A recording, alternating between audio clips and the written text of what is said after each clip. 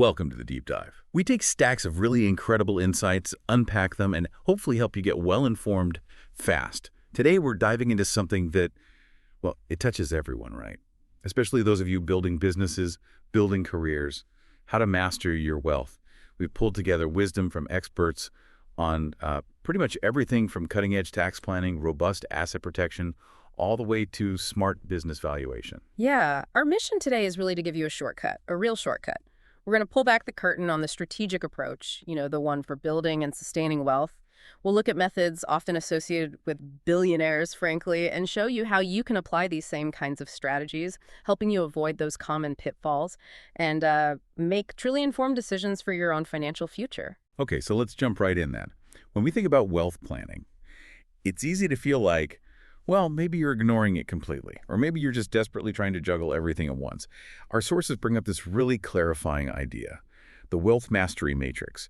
Picture a simple chart. Okay. Vertical axis is wealth planning, going from hard up top down to easy, and a horizontal, that's results, from poor on the left to excellent on the right. Exactly. And this matrix, it immediately shows us four pretty distinct quadrants. Each one has a persona you'll probably recognize. Down in that easy planning, poor results corner, that's the ostrich, the entrepreneur who says, look, I'm just too busy wealth planning, I'll deal with it later. They avoid it. And the results, well, predictably, they're poor. Okay. Then moving over, you've got hard planning, poor results. That's the juggler. This is someone who is trying, they're trying to manage all those financial balls, investments, taxes, legal stuff, but things just swing back. They inevitably fall through the cracks. They're working hard, yeah, but the inefficiency, it means the results are still poor. Does that sound familiar to anyone? Then our next level up, hard planning, excellent results. This quadrant holds the air traffic controller. Now, this entrepreneur, they've assembled some excellent professionals, great attorneys, accountants, advisors, top people. But they're right in the middle, managing every single one of those relationships themselves. It works. Yes, the results are excellent, but wow, it's incredibly stressful. demanding. And then the top right, the pinnacle, the family office, sitting right there in easy planning, excellent results. Here you still have those A-player professionals, but, and this is key, a specialized firm or maybe a dedicated team manages them for you. It's a total game changer. Frees up your time, your energy, leads to truly exceptional outcomes. Yeah. So as we're talking through these, maybe take a second, reflect. Where do you kind of see yourself on this matrix right now? Now, a big reason so many entrepreneurs get stuck, in those less than ideal quadrants, it often comes down to what we call the 5 I's of inefficient advice. The first I is inattention. Look, even good advisors, they're busy people. And if you're not, maybe their biggest client, your important financial file, it might just get buried on their desk. You only hear from them like once a year. Tax time. Yeah, that's a real problem for any entrepreneur. But what about advisors who genuinely think they're doing a good job, but they don't know what they don't know? How does that ignorance, how does that then lead to outright incompetence, especially the kind listeners might not even spot in their own documents? That's a critical point. We've seen, honestly, countless examples of just bad work product across legal docs, tax filings, investment papers, things many entrepreneurs sadly don't recognize as, well, subpar. For instance, we reviewed a company's complex legal structure, supposed to provide great liability protection. Turns out, critical documents were never even properly filed, so the whole setup, totally useless the second a lawsuit hits. It wasn't malice, just a lack of specific expertise and, frankly, diligence. Wow, that's a nightmare scenario. Okay, what's the next I? Another I is indoctrination. This happens when advisors use a recipe approach, a rigid one-size-fits-all solution for every single client. Why? Well, it helps them scale their practice. But you, the entrepreneur, you're unique. You've got tons of moving parts, business, personal wealth. What you actually need is an advisor with a cookbook, someone who can create, bespoke, tailored solutions for your specific situation, whether that's e-commerce, consulting, whatever. Right. Tailored, not just off the shelf. And the final I, that's all about incentives, isn't it? We all know the saying, follow the money. It's just absolutely critical to understand how your advisors get paid because their incentives, they might not line up with yours. Think about airline pilots. Their incentive is perfectly aligned with yours, right? Get the plane safely to the destination. You want that same unwavering alignment in your wealth planning. And when you really tackle these inefficiencies, wealth planning starts to feel less like a chore, and more like, like a game you're actually winning. We like to think of it sort of like a sport. With different levels of engagement, different outcomes. Okay, so at the very basic level, you're just a participant. Yeah. Your wealth kind of bumps along, up, down, offers very limited options. It's like, getting a ribbon just for showing up. And the main thing keeping you stuck here, avoidance. It's the biggest hurdle, really. But if you push past that avoidance, you become a competitor. Okay, now things are moving. Your net worth starts climbing. You've probably got maybe a few good professionals on your side now. You're in the game, making real, tangible progress. The next step up, becoming a winner. Now your wealth grows more dramatically. You start to feel a real sense of accomplishment. To get here, though, you need solid structure and a team of great professionals, all working together, in concert. But there's a level even beyond good enough. That's the champion. As a champion, you're experiencing exponential growth. You feel fantastic, truly, and you gain this true wisdom from your whole wealth journey. That's the ultimate goal, right? Moving beyond just being a winner to genuinely mastering your financial future. So how do the truly wealthy play this game? Billionaires, as you probably know, they hire full-time people. Tax pros, legal experts, insurance folks, investment managers. They create their own family office, basically. But here's the incredible news from our sources. Entrepreneurs like you can adapt a similar structure at a fraction of the cost. For us, this entrepreneur's virtual family office model, it really starts making sense for people earning, say, over $1 million in personal income or business profit. Right. The core idea here is to make rich real. But for you, what's your personal definition of wealth? Is it a certain lifestyle? A Lamborghini, a private jet, that dream vacation home? Is it hitting a specific passive income goal, maybe $20K a month, $100K a month? Or perhaps it's a big business exit, $50 million, $100 million. Or maybe it's just more time off. For some people, it's about building multi-generational wealth, a true legacy. Or maybe making a really significant charitable impact. Yeah, whatever your definition is, this kind of infrastructure, this virtual family office, it aims for 3 clear outcomes. 1, absolute confidence in your team. 2, maximizing wealth, both inside and outside your company. And 3, critically, a plan for sustained wealth. Because, let's face it, making money and managing money, they're 2 very different skill sets. Exactly. And underpinning all of this are really 3 main pillars of wealth mastery. Protect. Moving from feeling vulnerable to feeling secure. Manage. Shifting from being uncoordinated to being worry-free. And grow. Evolving from incremental gains to, hopefully, exponential growth. Let's start with protect. Okay, protect. This is all about proactively building a strong defense, an impenetrable wall around your assets. Think of it like the story of the 3 little pigs, the wolf. That's the attorney coming out to your assets. The first 2 pigs, right? Houses of straw, sticks, easily blown down. But the 3rd pig built his house out of bricks. It held up. We want you building your financial house out of bricks, solid bricks. And it's absolutely crucial to build that house before the storm hits. Remember Sonny Bono died in that skiing accident, late 90s. Helmets weren't really common then. If he could go back, you bet he'd put on that helmet before the accident. It's the same exact principle for asset protection. It must be in place before a problem arises, not after. Once you're facing a lawsuit, honestly, it's often just too late. Okay, so to help remember the key parts of proactive asset protection, we use this acronym, ILATE. I for insurance, L for laws, A for annuities and life insurance, though we'll refine that A bit, T for trusts, and E for entities. Let's break down each one, starting with I, insurance. Right. Insurance is your absolute first line of defense, foundational. For personal auto liability, you often see those numbers like 100, 300, 100. What that means is $100,000 per person injured, $300,000 total per accident, and $100,000 for property damage. But think about this. What if you hit a car with, say, an attorney inside or a surgeon and they're seriously injured? That $100,000 per person is going to be woefully insufficient. They could easily sue you for millions beyond your coverage, leaving your personal assets totally exposed, vulnerable. It's absolutely vital to increase those liability coverages. Usually you want at least $250, $500. That often qualifies you for an umbrella policy too. And here's a quick tip. Think about increasing your auto deductibles, maybe from $500 to $1,000, maybe even more. Let's be honest, you're unlikely to file those small claims anyway, right, in the lower premiums. That often frees up money you can then use to buy significantly higher liability coverage. And don't overlook uninsured motorist coverage either, those typical 25-50 limits. Shockingly low. You should aim much higher, like $500K, $1 million, maybe even $2 million. And for home insurance, that typical $100,000 personal liability coverage, often completely insufficient for common claims. Pool accidents, dog bites, someone tripping on your steps. And if you have high-value personal items, maybe a $50,000 watch, a $100,000 wedding ring, 200 gigas worth of art, make sure you ask your agent specifically to schedule these items separately. Standard policy limits are usually very low, often just $2,500. That leaves most of your really valuable stuff essentially uninsured. Okay, so the ultimate personal liability protection layer is the umbrella liability coverage. It comes in increments of $1 million. A simple way to figure out how much you need. Cover your net worth up to the next million. So if you have a $1.5 million net worth, get a $2 million umbrella. Makes sense. For more advanced planning, it's more about identifying which assets are not already protected by other means and then covering that specific risk exposure. But here's a really critical point with umbrella policies. You must read the exclusions page.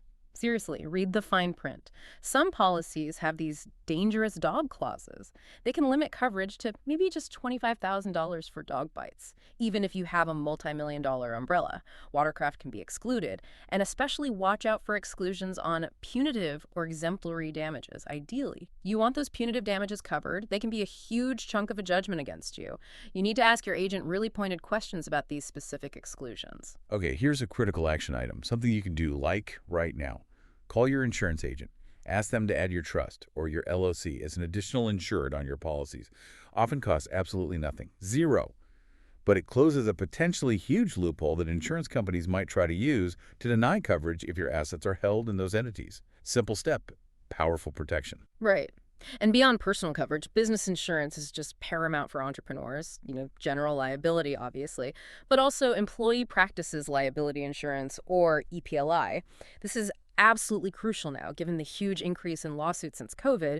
Things like discrimination claims, false termination, EPLI covers that. Yeah, and don't forget cyber and privacy insurance. Ransomware, data breaches, that's a growing threat for literally every business. Also, hired and non-owned auto liability. Often overlooked if you're a coach, a consultant. Professional liability is vital. For those serving on boards, even for charities, director and officer coverage, D&O, is essential. And just like personal insurance, you should have an overall business umbrella policy sitting on top of all of these individual coverages. Okay, moving to L in ILATE. Laws. Federal and state laws can offer surprisingly powerful asset protection, homestead protection for your main home. It varies wildly by state. Arizona, for instance, protects only $150,000 of your home equity. But Texas protects based on acreage, 10 urban acres, 100 rural. That's why you saw those Enron execs with multi-million-dollar homes in Texas and Florida totally protected. Illinois, on the other hand, a mere $15,000 per person. You absolutely have to know your state's specific limits. And federal resale law. Yeah. That protects your 401k. The famous O.J. Simpson case is a stark example, isn't it? Despite that massive civil judgment, his NFL 401k and pension, untouchable. Because of ERISA. So these federally protected funds, they create a vital layer of security for your long-term savings. IRA protection, though, that depends on state law. As for annuities and life insurance, while they can offer some state-based asset protection, they should only be used if they make sense for other reasons within your overall plan. And always, always get independent representation. Someone whose priority is your need, not their commission. Okay, next up, T-trusts. Now we're moving into more advanced asset protection territory. Domestic asset protection trusts, or DAPTs. These are self-settled trusts, meaning you, the grantor, can put your own assets into them. They're allowed in about 17 states currently. Now, some argue they aren't fully proven in court nationwide, under the full faith and credit clause. However, they act like a porcupine. They make your assets look really unappealing, very difficult for attackers to get at, which often leads to settlements rather than long, drawn-out legal fights. And for multi-generational wealth transfer, intentionally defective grantor trusts, or IDGTs, these are incredibly powerful. This isn't just, another trust. It's a strategic move to future-proof your legacy. Imagine taking a fast-growing asset, like shares in your company, and essentially locking in today's value for estate tax purposes, even if that company explodes in value later. With the current estate tax exemption around $12 million per person, but scheduled to drop significantly, maybe to around $6 million after 2025, now is really the time to think about this. That $10 million gift today, if your company grows to $100 million, that could save your family maybe $40 million in estate taxes on that future growth. That's dynasty building stuff. Exactly. And finally, under Protect, we look at as entities, advanced design here. This is a gradual process, okay, not an overnight leap. And while offshore structures can be effective for asset protection, just be very cautious if someone suggests them solely for tax avoidance. The IRS really dislikes that approach. A common And very effective structure involves your revocable living trust, holding the membership interest in a holding company. This holding company, it does no business itself. Zero operations. That makes it much less vulnerable to lawsuits. Then below the holding company, you'd set up separate LLCs for different operational areas, maybe one for intellectual property, one for services, marketing, products. You get the idea. This design lets you, for example, easily sell off specific components like your IP while holding on to others. The key is isolating liability between different business functions. And even more advanced, you can set up a management company. This entity holds your employees because, remember, people sue people. This management company has minimal money in it. And then it leases those employees to your operating entities. This significantly reduces the liability risk for the operational businesses. It creates a really robust shield between your core assets and potential claims. Now, beyond just protecting assets from lawsuits, Protect also covers wealth transfer, making sure your wishes are carried out when you're, well, no longer able to manage those decisions. A really stark cautionary tale here is Tony Hsieh, the Zappos founder. His estate, still messy, still being unwound years later. Why? Lack of proper planning. Yeah, every entrepreneur needs these essential legal documents, period. First, a power of attorney for finance, also called a durable general POA. You should plan in threes here. Designate a primary agent and then 2 backups, just in case one isn't available or willing to act. And think about springing versus standing POAs. Springing means it only takes effect upon a specific event, like incapacity. Standing means it's effective immediately. Pros and cons to both. Also consider if your agent should have the authority to make gifts on your behalf. Right. Similarly, you need a power of attorney for healthcare. This is critical. And you should include really specific details, like your preferences on pain control. Again, plan in threes for your agents. And depending on your state and personal situation, you might need a separate section or even a whole separate document for mental health care power of attorney. Your will is absolutely crucial for designating guardians for your minor children. That's where that happens. If you have a trust, which most people we're talking about should, you'll typically use what's called a pour-over will. It basically simplifies probate by directing any assets not already titled in the trust's name to pour over into the trust. Ensures everything ends up where it's supposed to go. Speaking of trusts, a revocable living trust, sometimes called a family trust, is really essential for most families. Big benefit. It avoids probate. That offers privacy, protection, and saves time and money. It's particularly vital if you own property in multiple states. Avoids the headache and cost of multi-state probate proceedings. It's also really important if you have, say, more than $12 million of assets, because that opens up advanced estate planning opportunities using trusts. Or if you have young children, or maybe adult children who aren't quite financially responsible yet, a trust can hold assets and control distributions. You know, maybe not giving a 25-year-old $2 million outright. A trust lets you stage that. It allows control after you're gone.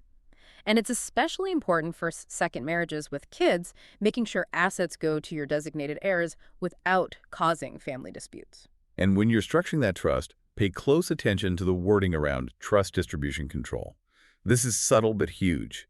If the trust says the trustee shall distribute funds, they must give them to the beneficiary. That makes those funds vulnerable to the beneficiary's creditors or lawsuits.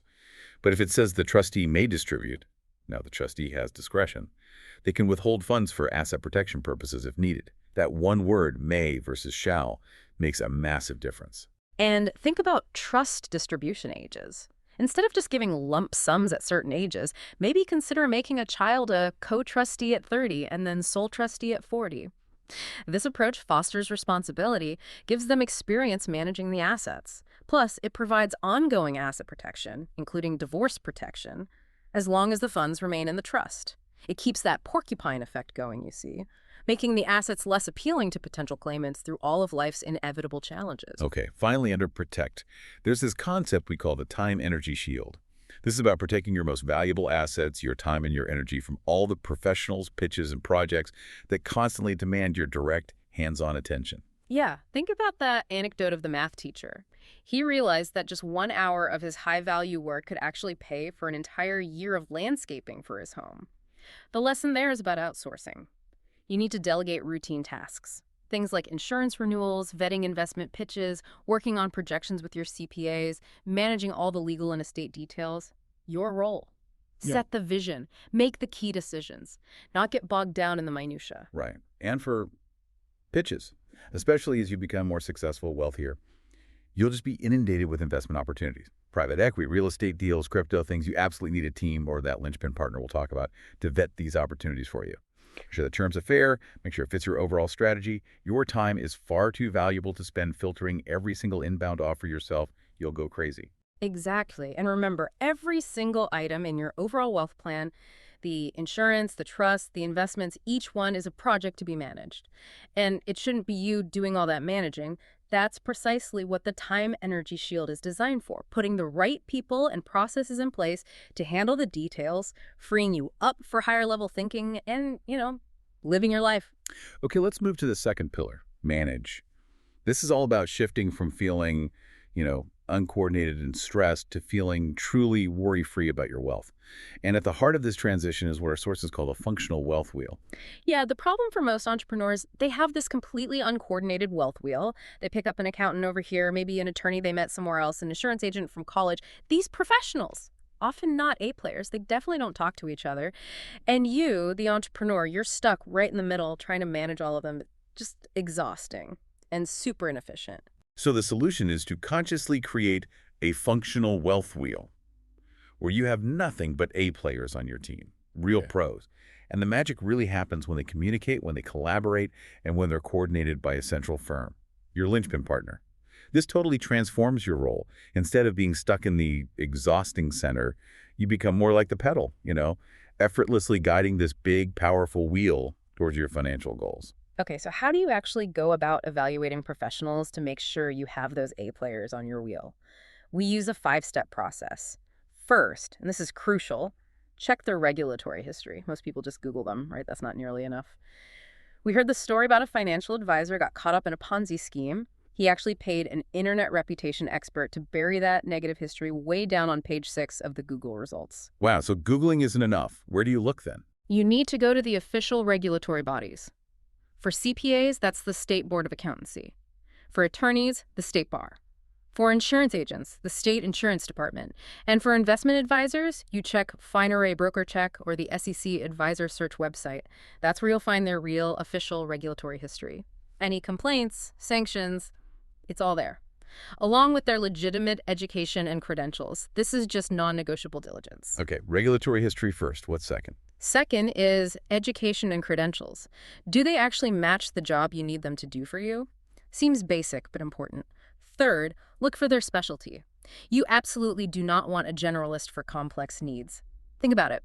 If you needed brain surgery, would you want a general practitioner or a dedicated brain surgeon? The specialist, obviously. Exactly. A true specialist's website, their marketing materials, it'll clearly state their niche. Like a hand surgeon whose website only talks about hand surgery. That's what you want. Makes sense.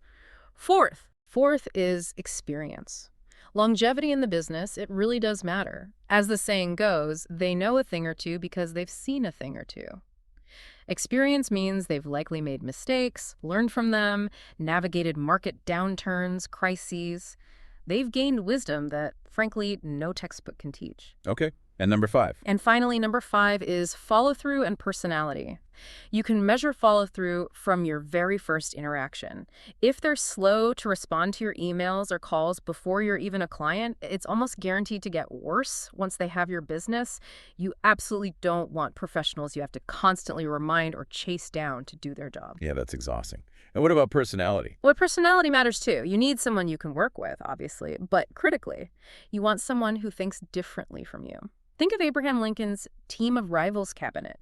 He brought in people who disagreed, who challenged each other, and ultimately, that friction led to better outcomes. You don't want a team of just nodding heads telling you what you want to hear. Encourage them. Encourage them to challenge you. Frame it as, don't just say no, let's figure out how. This fosters creativity and ultimately protects your interests better. It's about productive friction, not conflict.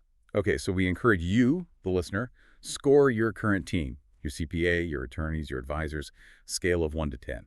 Based on these 5 criteria, if you've got any 6s or, heaven forbid, lower, you either need to demand immediate improvement or you need to replace them. Seriously. Your goal should be to have 8s, 9s, and 10s across your entire wealth wheel, anything less. is either costing you money or creating unnecessary risk. And that brings us nicely to the concept of the linchpin partner. This is the firm, the entity that builds and runs your functional wealth wheel for you. The one coordinating all those A players. They need 3 key qualifications. 1, they specialize in working specifically with entrepreneurs like you. 2, they have significant demonstrable experience. And 3, they operate under a strict fiduciary standard of care, meaning they are legally, ethically required to put your interests first, always, above their own. But even fiduciaries, they can still have conflicts of interest, right? Like receiving commissions or referral fees. They can, yes, though they're required to disclose those conflicts.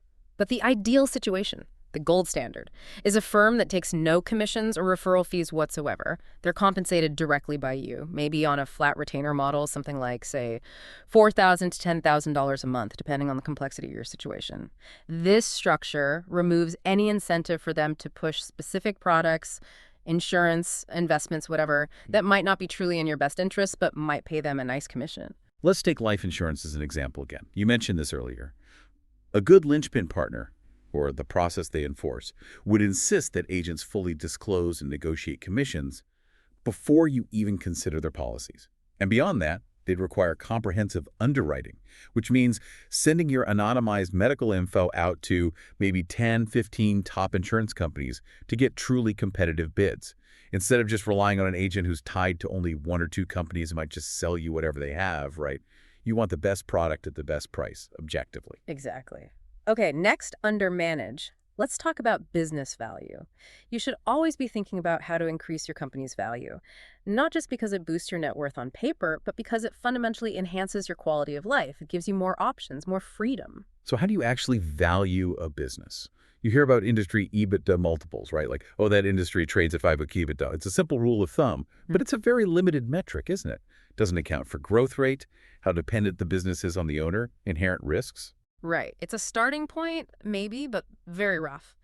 The most preferred method, and certainly what smart buyers use, is discounted cash flow, or DCF. Why? Because buyers are essentially purchasing your company's future cash flows, and those future dollars have to be discounted back to today's value. Think about winning the lottery, right? $1 million paid out over 20 years is worth less than $1 billion in your hand today. Same principle. So a higher projected growth rate for your business, that equals a higher DCF valuation. It's all about those future earnings. You can also look at publicly traded benchmarks in your industry. Just keep in mind private companies generally get lower multiples due to, well, illiquidity. You can't just sell shares tomorrow. Okay, so what really drives business value up? What makes buyers pay more? The absolute best way to increase your company's enterprise value is by systematically de-risking the business. Buyers will always, always pay more for less perceived risk. And a huge part of de-risking is to reduce owner dependency, both on day-to-day operations and on business development, bringing in new clients.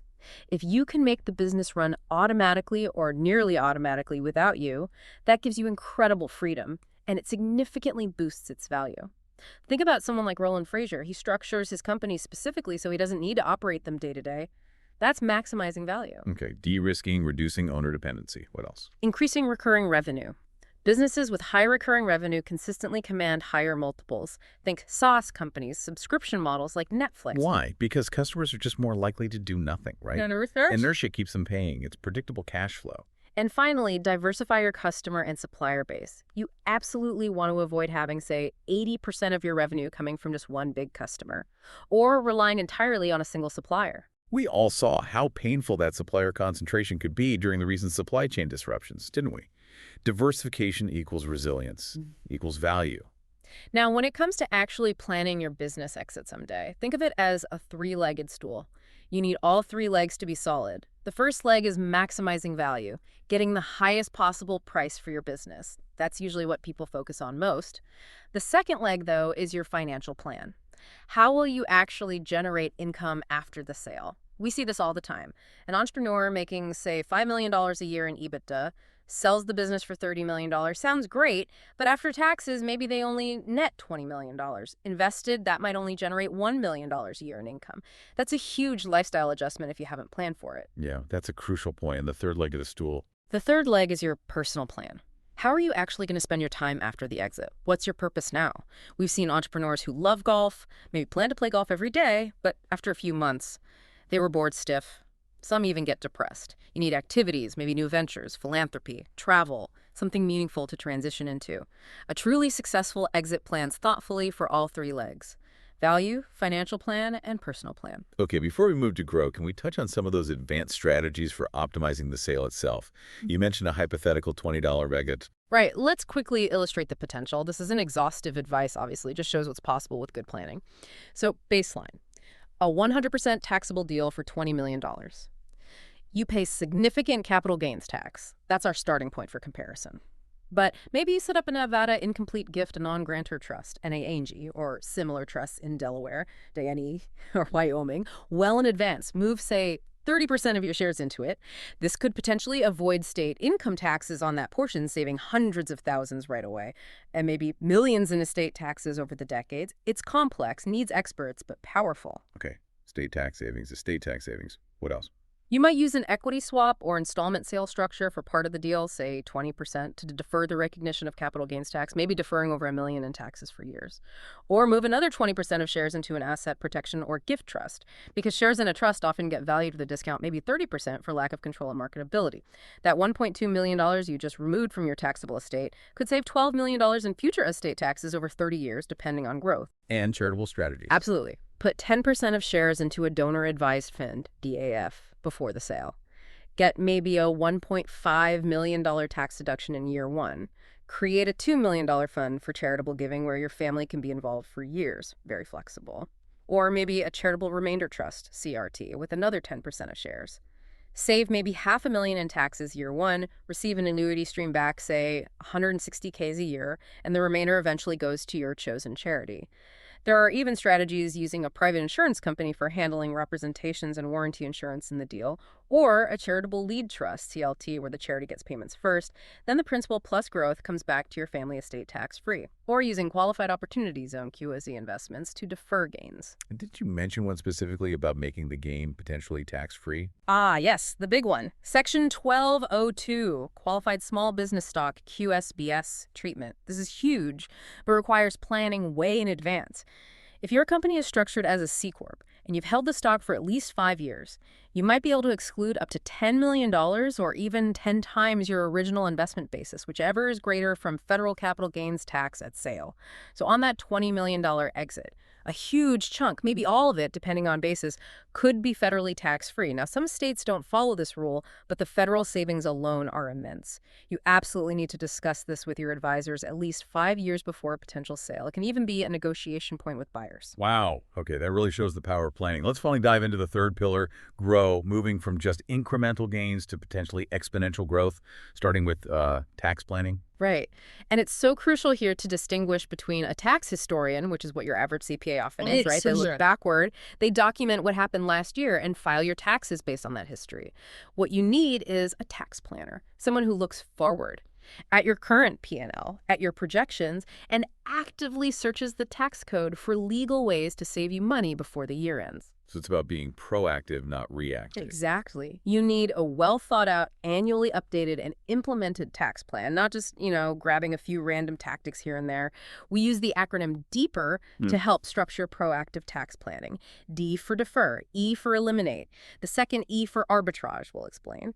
P for pay now, none later, and R for reduce. Okay, deeper. Let's start with D for defer. What does that involve? Defer simply means not paying the tax this year, but strategically pushing that tax obligation into the future. Simple examples: your traditional 401k and IRA contributions. Pre-tax dollars go in, the money grows tax deferred, and you only pay tax when you take it out in retirement. Real estate depreciation is another classic deferral strategy. It defers tax until you sell the property. Those savvy investors can use 1031 exchanges or hope for a stepped-up basis at death to extend that deferral even longer, potentially forever. Okay, those are fairly common. What about more complex deferral strategies? Well, for high earners, there are things like benefit-focused plans. These can allow you to defer over $1 million in a single year into a specialized retirement plan. It's a strategy popular with billionaires, definitely requires expert design and implementation. For real estate investors, cost segregation studies are huge. They allow you to accelerate depreciation, basically front-loading maybe 35% of a property's depreciation into the current year. Creates a massive deduction right now. And thanks to the Tax Cuts and Jobs Act, you can often do this even for older properties you've owned for years. And if you can qualify as a qualified real estate professional under the IRS rules, you might be able to use those passive losses from depreciation to offset your active business income. That's a strategy famously associated with Donald Trump. Right. What about bonus depreciation? Yeah. That changed recently, didn't it? It did. 2022 was the last year for 100% bonus depreciation. It dropped to 80% in 2023, and it's scheduled to step down further, 60% in 2024, and so on.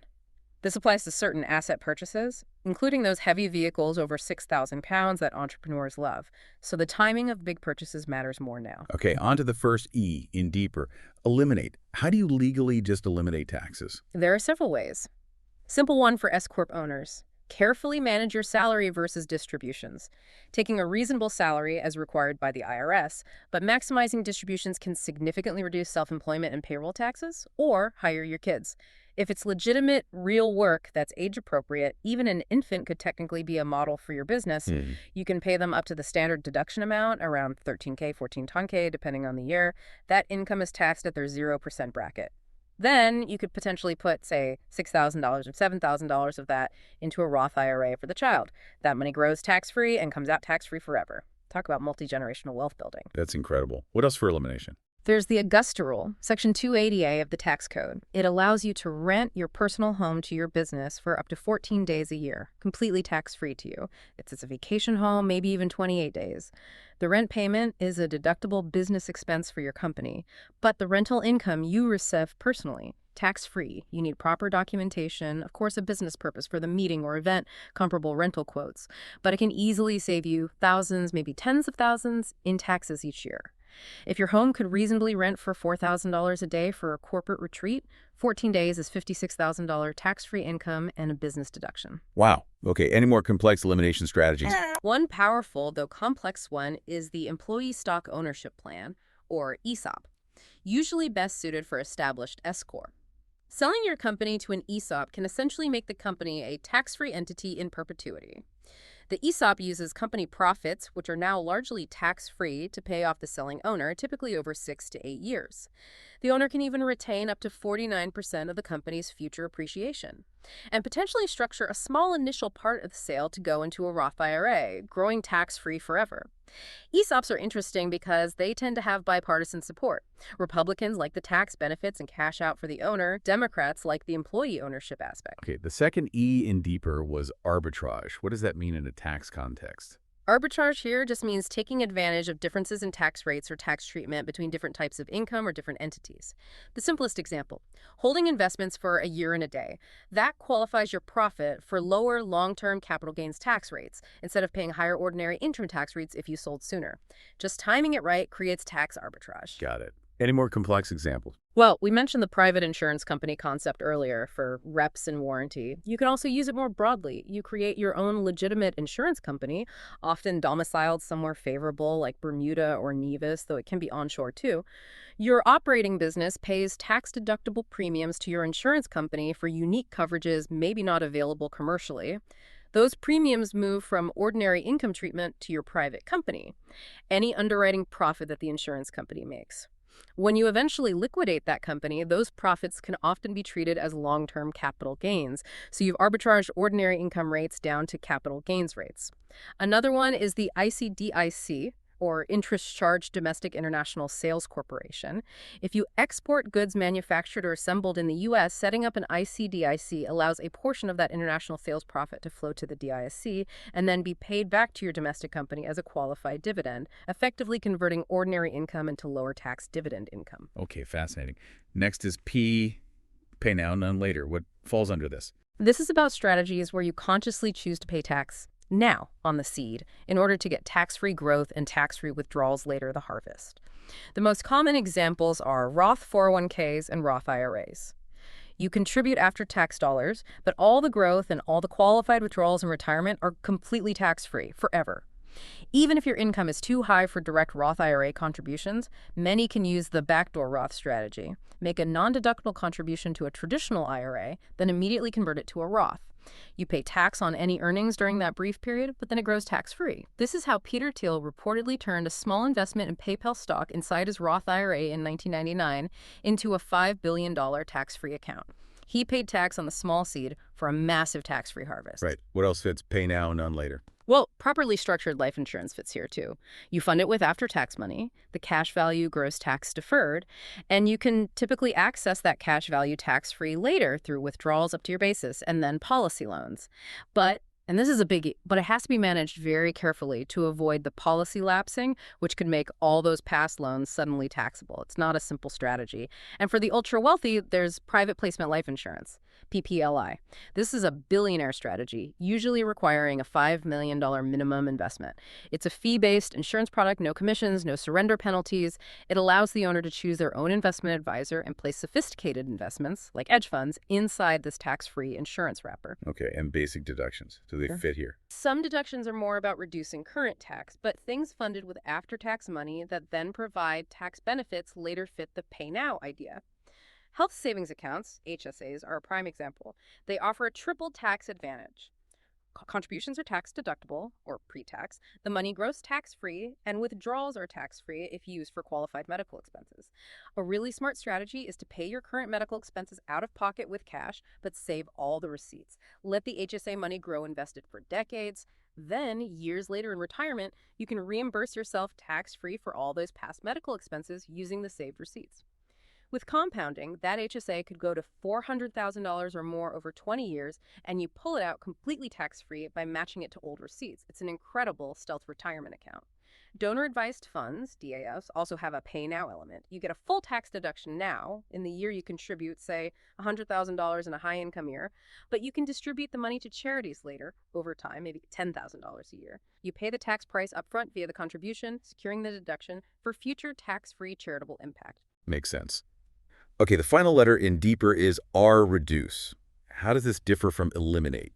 Reduce is about lowering your overall taxable income or reducing specific tax burdens that you do have to pay, rather than wiping them out completely. A huge one for many entrepreneurs with flow-through entities, LLCs, S-Corp, partnerships, is maximizing the Section 199A qualified business income deduction. This can be a 20% deduction on your qualified business income. It's massive. However, it can be limited based on your income level, especially if you're in a specified service trade or business, or SSTB, think doctors, lawyers, consultants, athletes, performers, businesses where the principal asset is the reputation or skill of the employees or owners. For SSTBs above certain income thresholds, around 220K single, 440K married for 2023, adjust annually, the deduction phases out. For non-SSTBs, it's subject to limits based on W-2 wages paid or the basis of property owned by the business. So there's strategies to maximize that 199A deduction. Absolutely. For non-SSTBs, strategically increasing W-2 wages paid, maybe giving yourself a bonus, can actually increase your 199A deduction, potentially saving hundreds of thousands in overall tax. It seems counterintuitive to increase wages, but the math can work out favorably. For SSTBs that are over the income thresholds, one advanced strategy is to consider splitting the business. Can you legitimately separate it into two companies, one that is an SSTB and one that isn't? Maybe a coaching company splits off its software platform, non-SSTB, from the main coach's personal services, SSTB. The non-SSTB part might then fully qualify for the 20% deduction, even if the SSTB part doesn't. Requires careful structuring, obviously. Another way to reduce income to qualify for things like 199A or just lower your tax bracket is by strategically funding retirement plans. Putting $100,000 into a defined benefit plan could lower your income enough to get under a threshold, potentially saving you, say, 60K or 70Ks in combined income and 199A tax benefits. And a quick one for crypto investors. Crypto is currently classified as property by the IRS, not a security. This means the 30-day wash sale rule that applies to stocks doesn't apply to crypto. What does that mean practically? It means you can sell crypto at a loss to harvest that loss for tax purposes and then immediately buy it back. You captured the tax loss without really changing your investment position. You absolutely cannot do that with stocks or securities due to the wash sale rule. It's a way to reduce your taxable gains using crypto losses. Okay, that covers deeper for tax planning. Beyond taxes, grow also includes investments, right? Building wealth outside your main company. Yes, absolutely critical. There's a saying, you generally get wealthy by being concentrated, often in your own successful small business. In fact, something like 95% of Americans with over $20 million net worth owned a small business. Concentration builds wealth. But to stay wealthy, you generally need to be diversified, spread across many different asset classes, industries, geographies, even investing in things you don't fully understand yourself, relying on experts. Diversification preserves wealth. So how do the super wealthy, the billionaires, actually allocate their assets according to the research? Well, a UBS survey gave some interesting insights. They tend to have a core portfolio, maybe 60% to even 100% of their assets in traditional investments. Things like stocks average 32%, bonds average 15%, cash average 10%, and traditional real estate average 12%. That's the bedrock. But then they have a satellite portion, maybe 0% up to 35% allocated to alternative assets. This is where it gets interesting. Private equities, big here, average 21%. Hedge funds average 4%. Smaller slices in currencies, commodities, private debt, precious metals, even art and collectibles, and infrastructure. It shows a clear strategy, a stable core, complemented by higher risk, potentially higher return satellite investments. So for our listeners, the takeaway is to develop your own deliberate allocation strategy, right? Avoid being accidentally over or under allocated to certain areas, like maybe having way too much in real estate if you're also in that business. And diversify within categories too. If you like real estate, don't just own apartments. Maybe own some multifamily, some single-family rentals, maybe some industrial RV parks. Spread the risk. Exactly. And remember Richard Feynman's brilliant principle. The first principle is that you must not fool yourself, and you are the easiest person to fool. That applies so perfectly to investing. It's easy to convince yourself you're diversified when you're not, or that your pet investment is less risky than it is. You need objective advice and a disciplined strategy to avoid fooling yourself. Okay. And the final point under grow is profit amplification. What's this about? This really boils down to knowing your numbers deeply inside your business. So many entrepreneurs, honestly, they're making enough revenue to be wealthy, but they're leaking money through their P&Ls. Money is just disappearing. Yeah. You have to pay close attention to where every dollar is going. Identify those leaks, unnecessary expenses, inefficient processes, bad pricing, and then, critically, stop the leaks. Yeah, as the company grows, it's easy to get promiscuous with spending, isn't it? Mhm. Less attention paid to smaller expenditures than in the lean startup days. Precisely. And it's crucial to measure the right things. Don't just look at top-line revenue growth. That can be misleading. Compare your revenue growth with your operating profit margin. Are they moving together? We've seen companies with strong revenue growth, but where profit margin actually dropped by 35%. That tells a very different, much more concerning story. You need to consistently monitor the key financial ratios for your business. That's how you spot problems early and genuinely improve cash flow and profitability over time. It's about amplifying the profit you already generate. Okay. So we've just covered a massive amount of ground, a really comprehensive deep dive into this blueprint for wealth mastery, protecting, managing, and growing your assets. It seems really clear that whether you're talking about deferring taxes with complex strategies or diversifying investments like a billionaire, the real power, it's in the plan, and it's in the people supporting that plan. Precisely. It all comes back to having the right infrastructure, doesn't it? The right people, the A players, and a disciplined process they follow. Whether it's optimizing insurance, structuring trusts, understanding business valuation, it's about that coordinated system. Think about moving from being that stressed out juggler, constantly dropping balls, to being the air traffic controller, calmly orchestrating your team. Or even better, reaching that family office model where the complexity is expertly handled for you. So wrapping this up, what does all this mean for you, the entrepreneur, the business builder listening right now? Well, we heard that story earlier, didn't we? About getting up at 3 a.m., driving hours, standing in the cold, just to see the first space shuttle launch. It was hard to get out of bed, uncomfortable, but it became a favorite memory, a truly significant, defining moment. The same really applies to your wealth journey. You now have a lot of ideas, a lot of information from this deep dive. It might feel like a challenge, maybe even overwhelming, to actually implement these things amidst the daily chaos, the stress of running your business. But here's the thought I really want to leave you with. What space shuttle moment, what defining, future-shaping achievement will you create for your future self, for your family, by taking decisive action on your wealth plan now? Even when it feels hard, even when it feels inconvenient. The rewards, much like that rare, awe-inspiring glimpse of history taking flight, will be truly significant. They'll likely define your legacy for generations to come.